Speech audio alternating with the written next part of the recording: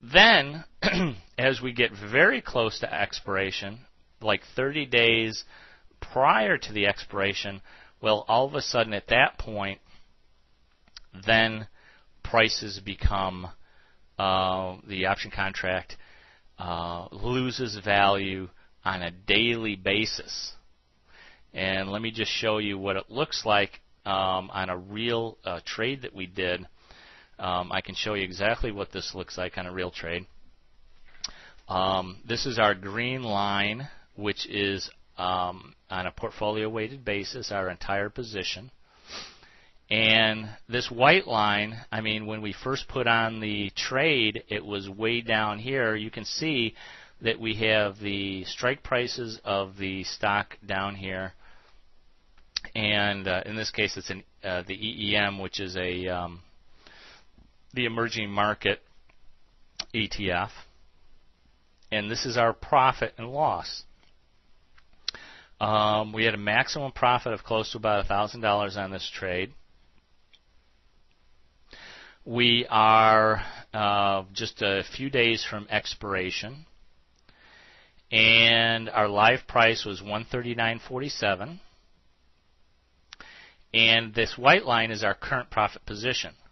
When we got started, it was down here, but each day that we continued to hold this trade, it kept going higher and higher and higher and higher and higher and higher. And now at this point, we are about 1 week from expiration. If you take a look at the current live price down here where I've highlighted it, the important thing to think about is theta. We're going to go through each one of the Greeks in the next CD because they're extremely important. This is where you make your money.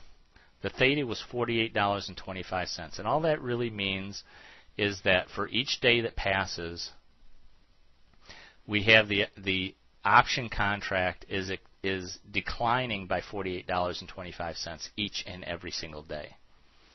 If we take a look at our current profit and loss open, we have a $500 profit so far on this trade in just 2 weeks on this one trade, and we are generating $148.33 in profit per day, every single day.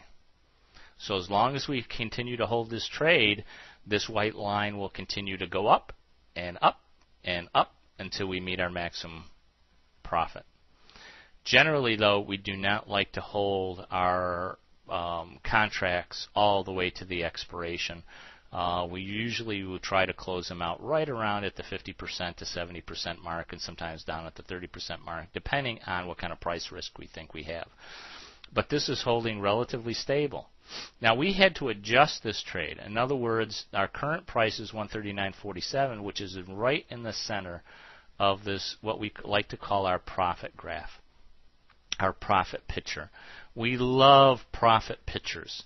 Profit pictures are extremely important not only for determining when adjustments are necessary, but it's also extremely important to see exactly where our profit and loss figures are, because remember I showed you that if the price gets up to our break-even points, we need to do an adjustment. And we had to do an adjustment on this trade because the price had gotten very far up the line here, and we needed to adjust our trade so that it comes back towards the center. Being in the center of this profit graph will ensure that you are always in a profitable position in a trade. It doesn't mean that you're always going to have a profitable trade. It only means that if you do adjustments at the right time, and the time of your adjustment is very, very important, then you will never get hurt really, really bad in the market, and you put yourself into a position where you can be profitable. So this is typically what the winding down of a very, very good trade will look like. You will be making money every single day. You will have a very positive profit position, and as you can see from this, the current price is $139.47. We're making $148 a day, but even if the price were to move against us by 2 points, we're still making $100 a day, And if it goes down by 2 points, we're making $130 a day. So either way, this was a very profitable position that we closed out. And that's what it looks like. That's what a profitable position will look like. And that's exactly what this graph will show you, is that over time, your position will become more profitable and more profitable and more profitable, because that option, when it gets closer to expiration, will lose value. You've sold that option to someone else who thinks that the market was going to go in a certain direction. It didn't, and you were able to collect that time premium for that contract. And you can look at this in a different way. You can look at this like an insurance company. Insurance companies will take a look at your house, and if your house is, let's say your house is worth $200,000, the insurance company will say, okay, to insure your house, we will come out, and if it burns down or whatever, we'll pay for it, whatever.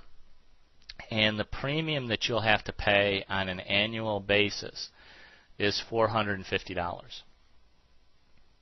And you say, that's not a bad deal, actually. I pay $450. If my house burns down, they pay me $200,000 for the house. That's not a bad deal. Well, guess who makes more money? The insurance company or you? The insurance company, obviously. Well, the insurance company makes money because they write policies. It's just like writing an option. They know that the probabilities are in their favor when they write that contract with you. They collect the $450 premium to insure your house. Well, guess what? They do it over thousands, hundreds of thousands of properties. And they know exactly what the probabilities are that one of those houses is going to burn down.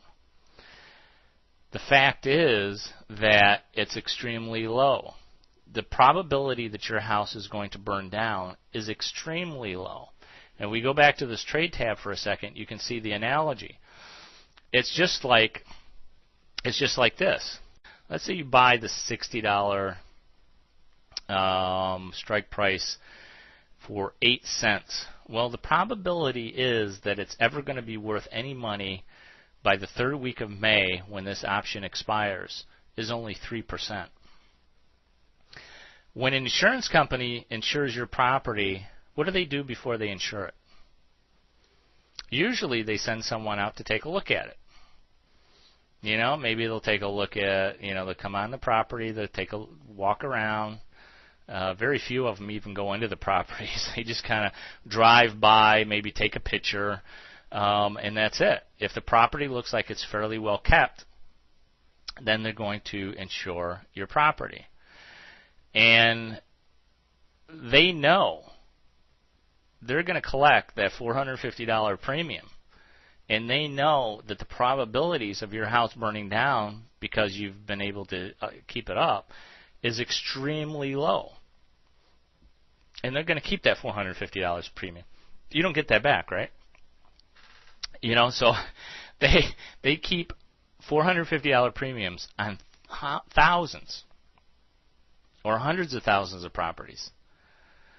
And that's how they make their money. They just collect the premiums. Well, that's what we're doing in the market. We're basically we're selling these contracts that have extremely low probabilities of ever being worth anything. And as these options continue to erode over time to the point where they are worth almost nothing by expiration, we get to keep the premiums just like the insurance companies keep the premiums on the houses that they're underwriting. But just like an insurance company, though, every once in a while, guess what happens? A house will burn down. Well, because they've collected premiums on so many different properties, that they're able to easily pay for that one property that does burn down. Out of 10,000 properties, maybe one burned down.